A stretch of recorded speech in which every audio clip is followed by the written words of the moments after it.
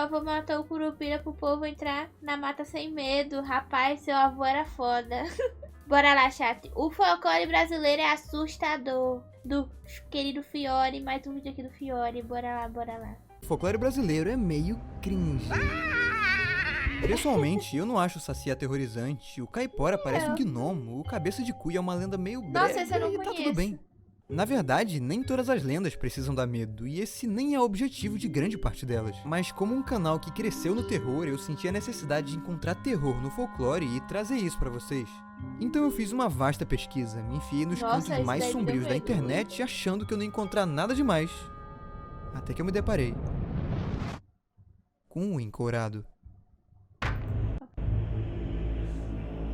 O Encourado seria uma versão brasileira de vampiro, só que bem mais bizarra e assustadora que os vampiros clássicos europeus.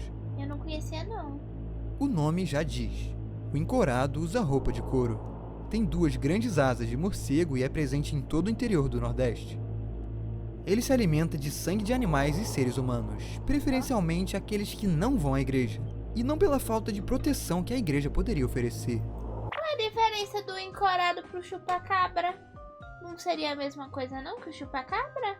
Chupacabra é um bicho? Eu não conheço das histórias brasileiras.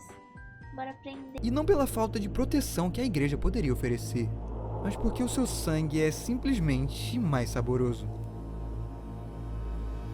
Diz a lenda que quando as galinhas param de botar ovo, quando os cachorros não saem pra fora e urubus rodeiam a casa, é sinal que o Encourado tá por perto.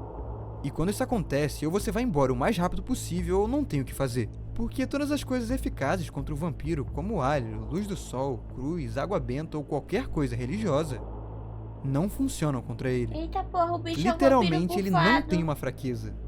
É quase como um deus, uma criatura do horror cósmico invencível que só causa morte. E isso é muito vampiro bizarro. bufado. Eu nunca imaginava que existia um vampiro brasileiro, que ele fosse mais poderoso que qualquer outro vampiro no mundo, muito menos que existisse uma lenda do folclore tão próxima do horror cósmico quanto o Encourado. E antes que você pense o contrário, ele não é o único. O Boitatá, a cobra gigantesca e com corpo de fogo do folclore brasileiro, parece um monstro saído de um conto de Lovecraft. Boitatá é foda. Não basta a pele escamosa em chamas, os vários olhos na cabeça e É engraçado porque ele é foda, mas o nome dele é engraçado. Boitatá. Aí você pensa, Boitatá, você tem medo? Porque não vem bem uma cobra foda pegando fogo que vai, né? Não vem. É o nome Boitatá, parece um nome fofo, na verdade. toda a brutalidade inimaginável que uma serpente desse tamanho é capaz. Diz a lenda que quem simplesmente olha nos olhos do Boitatá fica cego e enlouquece completamente. Pois é, mano. Basta um olhar e a vítima se perde dentro de si e entra num estado de insanidade irrecuperável. Quase como uma maldição, uma visão pior que a morte que te destrói e te deixa cego pro resto da vida. O mais louco de tudo é pensar que essa é uma lenda muito antiga. Muito antes de existir Lovecraft ou qualquer conceito de horror cósmico, os povos indígenas já acreditavam no Boitatá e em toda a imagem surreal que ele tinha. Em outras palavras, o Brasil inventou o horror cósmico. Ainda existem outras lendas como a Mula Sem Cabeça, um Boitui e um Monai, por exemplo. Nossa, Criaturas fisicamente terríveis e Lovecraftianas do seu jeito. Eu não conhecia, Mas não. o vídeo não é sobre isso e nem sempre horror cósmico é sinônimo de terror. E uma lenda brasileira que me causa terror, com certeza, é a do Cabra Cabriola. Não. Aqui nesse canal eu já expressei o meu trauma por bodes, ovelhas ou cabras demoníacas, tipo Black Phillip do filme A Bruxa. Tem algo muito estranho no olhar desses animais. O bode literalmente é uma representação do diabo e por isso que essa Tadinho lenda me dos causa tanto bodes. desconforto. Tadinho, só porque é Mas chifrudo. não somente por esses motivos.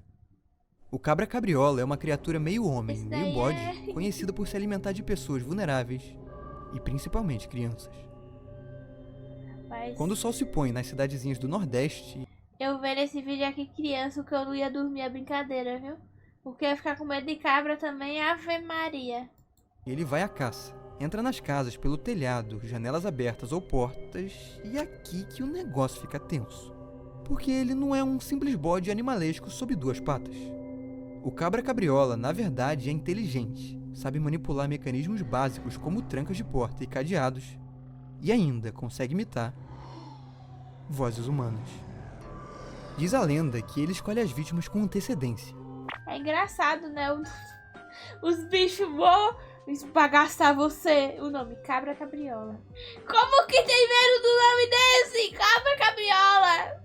Não dá. Observa a família, os pais e crianças por muito tempo até que eles saiam de casa e deixem os filhos sozinhos. Quando isso acontece no meio da noite, surge a voz da mãe pedindo para abrir a porta.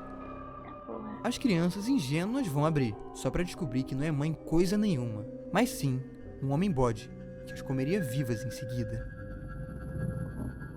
E detalhe, essa lenda é brasileira, mas tem raízes no folclore europeu e em divindades ancestrais do Oriente Médio como o Moloch, uma entidade conhecida, não à toa, pelos seus sacrifícios envolvendo crianças. E esse é mais um motivo para não contar essa lenda para nenhuma criança. O pior é que existe uma cantiga sobre ela. As mães cantam pros filhos antes de dormir e, cara, já não basta a Cuca e a música dela que dão medo pra caralho. Não cantem a música de um bode demoníaco pros seus filhos, pelo amor de Deus! Nossa, ainda bem que eu não conheço. Obrigado. E por falar em dormir, eu preciso citar a pisadeira. Um tipo de fantasma ou entidade que aparece à noite enquanto as pessoas dormem. Sai, Como o que eu nome já já durmo com diz, meu ela homem. pisa no nosso peito e prende nosso corpo na cama, Sai. sem poder se mexer ou gritar por ajuda. Mais ou menos como seria uma paralisia do sono. Na verdade, a pisadeira é uma tentativa do nosso folclore em explicar esse fenômeno que afeta tantas pessoas dormindo. Também existe uma versão indígena de Monstro dos Pesadelos. Eu só tive isso uma vez, esse negócio de não... a paralisia do sono. Só uma vez só. Nossa, foi terrível. Mas foi só uma vez. Graças a Deus. Que é o Jurupari. Diferente da pisadeira. O pior é que eu durmo com a camisa de Matheus nos olhos. Então eu acordei e ai meu Deus. Não conseguia tirar o pano da cara, né? Aí ficava o pano na minha cara. Eu não conseguia enxergar nada. Seria mais próxima de um fantasma. Pisadeu, vem a pisadeira. Mas essa pisadeira é bonita. Rapaz, mas vocês estão carentes, viu? Fantasma, ele é tipo um demônio.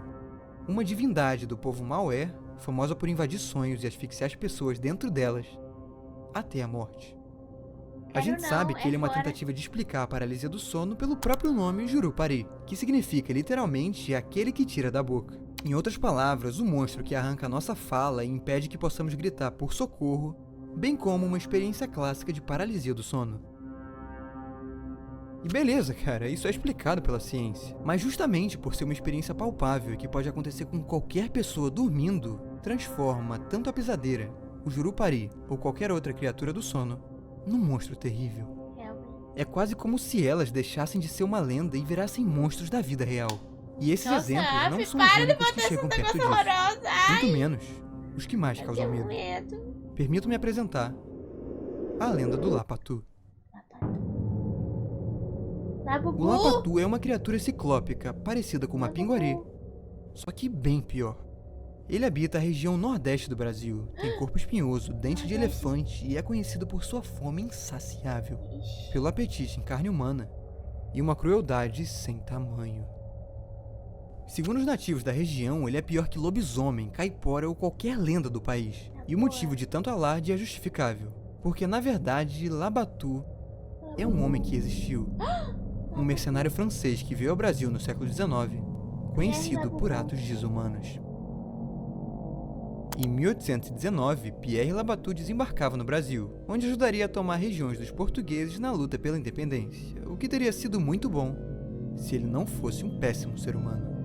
Na verdade, Pierre Labatut era um homem violento, liderava um exército de escravos, maltratava e fuzilava as pessoas sem a menor preocupação. Há quem veja ele como uma figura revolucionária, e os livros de história costumam contar somente o lado bom, ignorando todo o sofrimento que ele causou às pessoas. Mas do folclore brasileiro humano, ele não passa. A criatura carnívora, cruel e sanguinolenta Labatu nada mais é do que uma representação do verdadeiro terror, personificada pelo imaginário das pessoas e daqueles que sofreram por Pierre Labatut. E não que o monstro não dê medo ou coisa do tipo, mas a verdade que se esconde por detrás, pra mim, é muito mais perturbadora. E não tem como, cara, esse tipo de lenda que faz alegoria a acontecimentos reais sempre vai ser a pior. Seja do Cabeça de Cuia, que parece uma história boba de um menino com osso, mas que na verdade retrata a fome em algumas regiões do Brasil. Ou seja a lenda do Boto, que por um lado é um meme, mas por outro é uma metáfora à violência sexual contra as mulheres. Nossa. Cada uma vai ter um lado inofensivo, bobo ou até mesmo cringe, mas também um lado sombrio. Alguns desses terrores ficam escondidos para sempre, perdidos e esquecidos por falta de fontes históricas. Outros são lembrados no nosso folclore sob forma de criaturas animalescas, fantasmas e monstros. Sejam eles monstros literais ou monstros humanos. Muito bom, muito bom. Muito bom. Quando ela vem te visitar, você faz um café pra ela, eu mando ela embora. Oxi, já falei pra vocês, se vir fantasma aqui em casa, tem que varrer a casa, tem que lavar os pratos, lavar as roupas. Não vai vir morar de graça aqui na minha casa, não. Eu não sustento vagabundo.